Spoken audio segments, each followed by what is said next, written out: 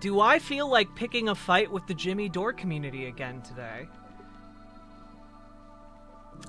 Oh, Mommy. Yes, I do. I always feel like picking a fight with the Jimmy Dore community.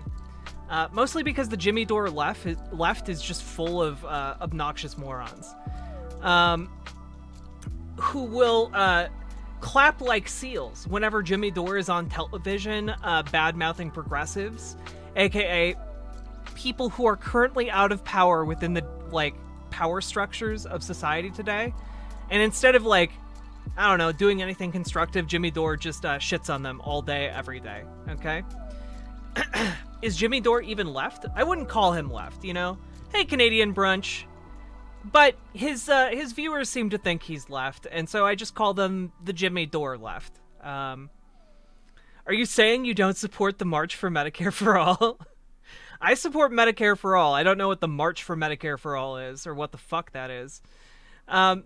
Anyway, apropos of nothing, here's Jimmy Dore guest appearing on Tucker Carlson's spin-off show called Tucker Carlson Today, where Tucker Carlson sits around in a folksy cabin-looking studio and has casual conversations while wearing a button-up plaid lumberjack shirts. Let's take a look, shall we? The conversation on the left revolves almost exclusively around identity. Flannel, thank you. In other words, me. Narcissism is about me. Yeah. But you kept talking about economics. That used to be the... I want you to keep in mind what Tucker Carlson just said, okay? Around identity, which is, in other words, me. Narcissism is about me. Yeah. Tucker Carlson bringing up how a lot of conversations revolve around me and self-aggrandizement. The self-aggrandizement of me. Keep that in mind. Keep that in the back of your head when Jimmy Dore opens his mouth. Every single time in this video. But you kept talking about economics. That used to be the central conversation on the left, or in America, actually. Yeah. Why no more? Because the establishment has learned how to co-opt identity politics to put the brakes on economic progress and justice. So the joke I do. So if you Jimmy Dore, by the way, would personally throw trans people under a bus if it meant getting economic progress for everyone else. If you want to help, I would say if you want to help black people, nothing would help them more than free college, student loan relief, and Medicare for all, and a living wage. You want to help them, that would be the way to help them. But Joe Biden comes in, does none of those things, but he makes Juneteenth a holiday. So do you understand what I'm talking about? Oh, I do understand. So it's all signals, but there's no substance. We're signaling that we want to help the minority community, but we're not actually helping them. This is a true point. This is very true. It's interesting then that Jimmy Dore adopts tactics that don't really seem to be helping anyone except for Jimmy Dore. It's curious. It's curious. So that's what identity politics is. It's a big diversion. And the joke I say, if it was 1860, the Democrats would be bragging about their first transgendered slave owner. And so what I'm trying to tell people is that when you vote for them, when you vote for somebody inside the Democratic Party, no matter what they say, no matter what they believe, they're going to go along with Nancy Pelosi. And Nancy Pelosi goes along with Goldman Sachs and Raytheon. So when you're voting for someone inside the Democratic Party, you're voting for Goldman Sachs and Raytheon because they are not standing up to those people. So the idea that we have progressives inside the So what's the solution, Jimmy? Because it seems like you're saying there are... Again, I need to emphasize this every time Jimmy Dore comes on. We live in a two-party system. It's a two-party system. You can either pick the lesser of two evils in that system, which I know fucking sucks. It fucking sucks. Okay? Or you can throw away your vote and empower whoever wins to win, you know? Because currently there's no viable third party in our society. And any arguments for vote for third party, the way the system is set up deliberately does not enable a third party to exist. So when we talk about this, when you go on this like, oh, Democrats are controlled by Goldman Sachs and the big banks and all that shit, that might be true. All of that could be true. But at the end of the day, you have to look at the Democrats and you have to look at the Republicans. And when you look at both of those two options, which are the only two real options, barring some kind of like violent apocalyptic revolutionary moment, which people like Jimmy Dore have no interest in, have absolutely no interest in. Barring that like extremely unlikely scenario currently, there is this idea, right, that, well, I don't want to vote for the lesser of two evils. Well, okay. I mean, your options literally are, do you want a fascist, aka Donald Trump, in office, or do you want a milquetoast Democrat who might owe some favors to Raytheon and Goldman Sachs? Because guess what? I know which option I would pick, and it's not the fascist, okay? But people like Jimmy Dore, they will go on all day about how you should throw away your vote and be principled, or how awful and evil Nancy Pelosi is, all the while creating a power vacuum for an actual fascist to take power. So it's just absolutely insane to me, absolutely insane, that people do not seem to understand that, especially the people in the Jimmy Dore sphere of influence, you know?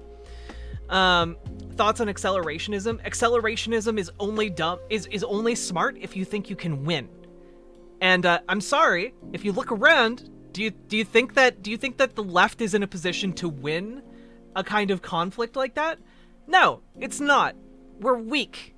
The left in America is weak, which is precisely why when Jimmy Dore opens his mouth to talk shit about AOC, it is not constructive. It is only for self-aggrandizement.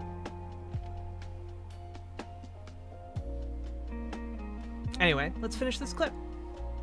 Democratic Party, it's actually more deleterious to the progressive movement to have them there. Why is that, Jimmy? Because it gives people a false impression that there's somebody in government fighting for you, that there's one of the parties that are kind of on your side, and they aren't. And the quicker people realize that both parties are not on their side, they only serve the oligarchy. We are, in fact, in an oligarchy. Your democracy was stolen way before Trump. Until that happens, we won't ever have real change.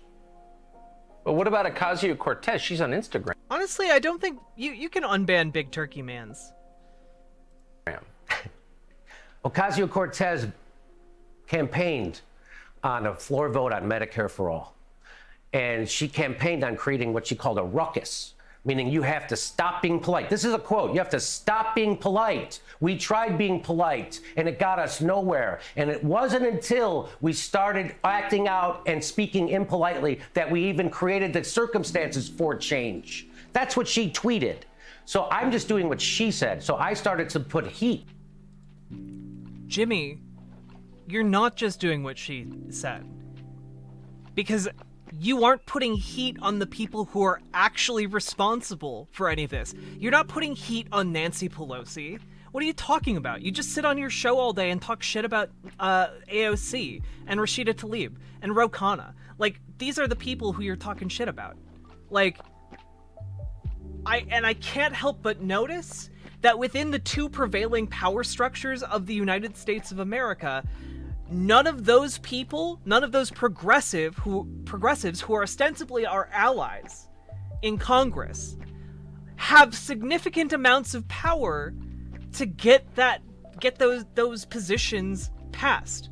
AOC doesn't control whether or not Medicare for All passes. If you want to actually get Medicare for All passed, guess what? You got to do the work to organize, Jimmy. You got to do the work. You have hundreds of thousands of people who listen to you, Jimmy. You got to do the work to organize them.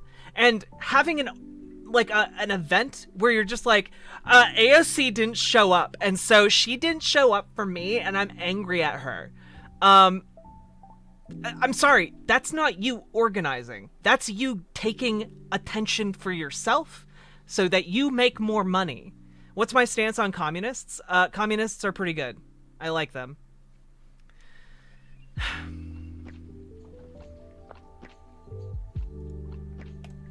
On people like AOC and Rashid Tlaib and Ro Khanna. No, I'm a socialist. And all the Justice Democrats in the squad to force the vote, and they said I was committing violence against them with my words. That's how scared they got. Jimmy, no one's fucking scared of you, okay? You're just a blowhard on the internet. Were you? That's how scared. You really telling them to do what they ran on? That's violence? That's how afraid they were. And all the things. So they had people write hit pieces on me in the New York Magazine. By the way, notice how Tucker, again, I call back to the beginning of this section where Tucker Carlson talked about how how self-centered a lot of politics has become, a lot of current politics. Listen to how much Jimmy Dore talks about himself in this, like, 1.5 minute span. Ran on, that's violence. That's how afraid they were. And all the things. So they had people write hit pieces on me in the New York Magazine. Oh, no, Proud Cuban, I want the workers to control the means of production. Yeah. And I want to decommodify the economy enough for people to be able to live in a modern way without having to be coerced into doing labor they don't want to do. Magazine, Newsweek, BuzzFeed, they tried to shut me down and squelch me. They made me trend on Twitter negatively, but they couldn't shut me up, and they couldn't stop me, and they don't know what to do with me, because again, all the usual, they have Wikipedia putting smears on me that I can't get rid of, CNN's calling me, it's unbelievable what's going on. Just a comedian, a pothead comedian in his garage, what you can do when you want to tell the truth inside journalism and politics, and you can create a ruckus, and I did. And so now everybody sees that those people are fakers and they're corrupt.